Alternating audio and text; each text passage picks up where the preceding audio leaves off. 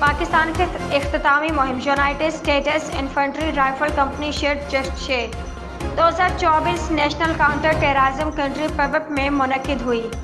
पाकिस्तान और अमेरिका के दरमियान इन्फेंट्री राइफल कंपनी एक्सरसाइज 2024 पहली बार इंसदाद दहशतगर्दी के शोबे में मुनक्किद की गई।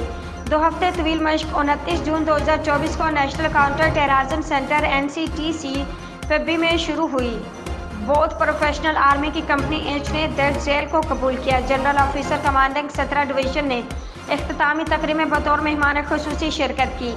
अमरीकी फ़ौज के 34 इन्फेंट्री डिवीजन के commanding general manager general Charles G Camper ने भी इख्तितामी तकरीब का मुशाहिदा किया।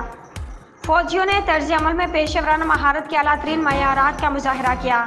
इन्फेंट्री राइफल कंपनी एक्सचेंज का मकसद मशकों के तरीक़ेकार को बेहतर बनाने के अलावा इंसदाद दहशतगर्दी के तजुर्बात को बांटना था, जो दोनों ममालिक को दरपेश दायमी दहशतगर्दी के ख़तरे का मुकाबला करने के लिए ज़रूरी था। दायरा कार ने निशानाबाजी की महारतों के साथ साथ शहरी जंग में शामिल हिकमत अमली की महारतों को हासिल करने के अलावा इनफरादी और इज्तिमाई सतह पर महारत हासिल करने पर भी जोर दिया।